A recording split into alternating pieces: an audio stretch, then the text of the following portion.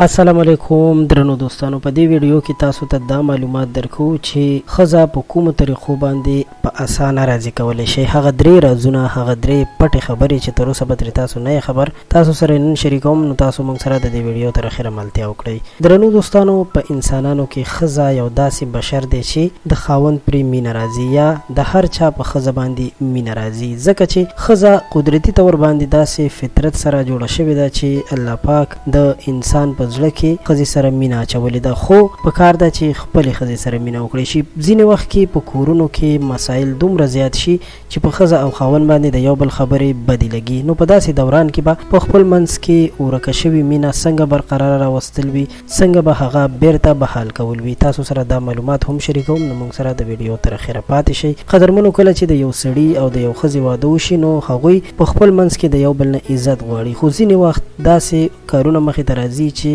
خاوند د خپلې ښځې بېعزتي کوي یا هغې ته مور پلار کنځي یا د هغې کورنۍ کنځي. نو داسې نه دي کول پکار. دا لومړی کار دی چې په دې سره د ښځې په زړه کې نفرت پیدا کېږي.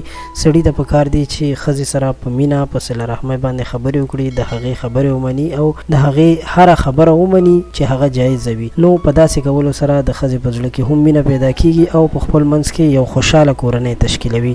دویم دا چې هر کله هم یو سړی ستړی د کور ته راشي، هر کله خاوند ستړی کور ته راشي، ښځې ته پکار دی چې د هغه دپاره اوبه راواخلي، هغه ته په سر زور وکړي، د هغه نه سامان سودا واخلي. په دې سره هم د سړي په زړه کې مینه پیدا کېږي او هغه هم د خپلې ښځې بیا ډېر زیات خیال ساتي، د خپلې ښځې قدر کوي، ځکه چې هغه فکر کوي زما ښځه زما دومره خیال ساتي. نو پکار ده چې د دې خیال وساتل شي. نو په دې طریقه باندې خپل منځ کې مینه زیاته کړئ. دریم دا چې هر کله هم د ښځې خپلوان تاسو کره راشي نو هغه بد مه ګڼئ. اکثره کورونو کې داسې مسایل مخې ته راځي چې کله هم د یو ښځې خپلوان یعنې مور کورنۍ یا رور یا څوک راشي نو د خاوند کورنۍ بد ګڼي یا هغوی په دې باندې نه خوشحالېږي چې دغه څوک دې ورکره راشي یا خاوند یې هم بد ګڼي. نو داسې نه دي کول پکار. مینه زیاته کړئ، رشته دارۍ وپالئ، په خپل منځ کې محبت زیات کړئ. په دې سره به ستاسو د کورونو نه غمونه ورک شي او په کورونو کې به مو مینه پیدا شي. د ویډیو د کتلو مو ډېره مننه کوم. امید لرم چې ستاسو به دا معلومات، دا ویډیو خوښه شوې وي. خوشحاله اوسئ.